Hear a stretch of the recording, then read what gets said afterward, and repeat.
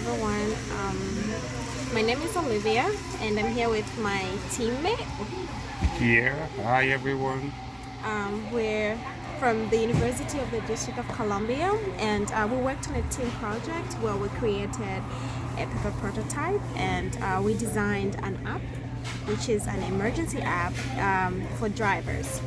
As you can see right here, this is the app that we designed. That's what the app will look like. So once the user clicks that app, it will direct them to the first page, which is the welcome page, where the user who has already created an account will be required to enter their username and the password, which they used when creating an account, and also they have an option to have their picture there as well. If the user has forgotten their username or password, they can just go to the bottom link, which shows the forgot ID and password. And they have the option to save the password or the username just in case they don't want to keep entering the same thing every time they log in. Yeah, and also if the user has not created an account yet, they can just go to the create account tab, which will direct them to a page where they'll be required to enter their information. And also, if the user wants to change the language option, they can just click at the bottom link where they'll be directed to a list of different languages, and they can just change the language to their own language which they understand. So once the user clicks the create account, it will direct them to the next page where they'll be required to enter their first name, their last name, their email address, phone number, profile picture. So for the username, they have a choice whether to use their own email address or their first name, or they can just come up with a different username which they will not forget, and also a password. And at the bottom of the list, there's an Add Contact tab. So this Add Contact tab enables the user to add emergency contact to it. And now remember, this is an emergency alert app for drivers. So they can add the emergency contacts, anyone who's in their contact book, and most importantly, 911, because that's what the app is used for. It will, in case they're in any danger, they can just add 911, and 911 will receive the alert from them. And next, after all that is done, the user can click to the alerts tab, and this is what will come up on the screen if they click the alerts tab. Okay. So when you click on the alert tab, basically this is what you have, this icon. And for the first time user, this part is empty.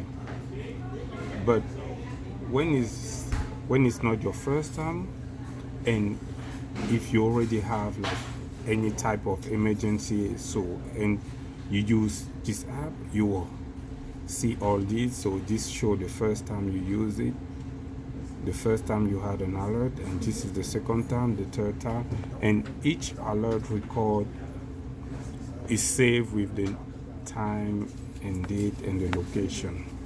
So it brings us to the purpose of this app. This app was created for driver first, and then we will see in the long term if we can make it available to other people. So how does it work? Whenever you are driving and you feel like you are in danger and you cannot like call anyone or call 911, so you're out of option, all you have to do is click on this icon. This is going to be a small device located in your car, somewhere you know you can reach it easily. So once you press this small item, it will send a Bluetooth signal to the app. So, and what the app would do, the app would first call 911, which is registered at the speed dial in this app, and then it will send message to each of your contacts that you save at the beginning. It will send them a message alert. This message will be linked with your location and the time and date it happened, so they will know exactly it is happening now, and they will be able to like call 911 and give your location just in case the 911 part didn't work right away. And if you believe that you pressed this by mistake, you will have the time to stop the app before it happened, because once you press it, you will have like 30 seconds to stop it. During those 30 seconds, you will hear like a sound, like a beep, that would keep beeping for like 30 seconds. So if you believe it is a mistake, all you have to do is just press it again and then it will stop. Otherwise, after 30 seconds, it will start sending message and cut 911 call. So this is basically the purpose of this app, and each time you have an emergency, it will be recorded here. So after this part, the next part is location and trip. Just like Pierre said, the next part after the alerts tab is location and trips. So once you click the location and trips tab, it will direct you to this page right here. So as you can see, it has a display of like a map, and the icons that you see on the map are the places that the user has visited frequently. And if it's a first-time user, the list of location and trips will basically be empty. If the user has used the app for quite some time and they want to just go back to their location history, they can just click any of like the list that they have at the bottom. For example, you can click number 2, and whatever place you visited will show up on the map. And next is our record tab. So just like Pierre said before, on the alerts tab, once something happens to you and you click the device, it will be able to record everything that happens to you in the car or anywhere you are at. So once this tab is clicked, it will have a list of the conversations that the user has had, either with anyone who's in his contact phone or during an emergency time. So this is where the history of all the records is, in case 911 comes to the emergency location, the user is not there but they find the phone, they will be able to know what happened, because the app will definitely record everything that happened to the driver whilst they were in their car using the app. And the next part is the help. Just like any other app or device, many users might have a question on how to use the app, or just any question in general. So once this tab is clicked, it will direct you to the next page, which is the help page. It has the frequent questions asked by users, and it has different questions like how to use the app or what is the app about, and it can be any other question as well. So in case the user has any of those questions, they can just go to the user manual. So the user manual is basically a manual of how the app works. It starts from how to create an account, what to do next if you're like in an emergency, and everything about that will be found in the user manual. And the next part is the settings. In case the user wants to have settings in their account, they can just go to the settings tab. I'm sorry, it's the favorite tab. It's the favorite tab. So in case the user has favorite places they like to go to, or like favorite contacts that can be on their speed dial, they can go to their favorites tab. And once they do that, it directs them to this page. So for the favorite places that the user goes to frequently, they can either choose their home or their place of work, or the restaurants they like. It can be a school, a store, or gas station. These are just pretty much the favorite places that the user has a choice to put in. It can be anything different from this, but the user can put anything that is favorite to them. And after favorites now, that's when we go to the settings. in case the user wants to set up notifications and update their account, they can just go to the settings tab, and this settings tab, it will direct them to the general settings. Ready. So now we are in a setting part. Like most of app, the setting part is one of the most important part, because this is where you set up your app.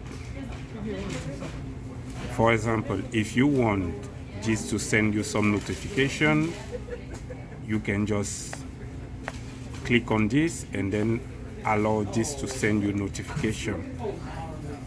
About the sound, like when you press this, when this app receives a signal, and it will start doing recording and sending message. Before it does all that, the sound that we hear, you will have the choice here to modify the sound that you like, and from here you can access directly sound and everything that is recorded in your phone. Or you can choose, like, you can go in your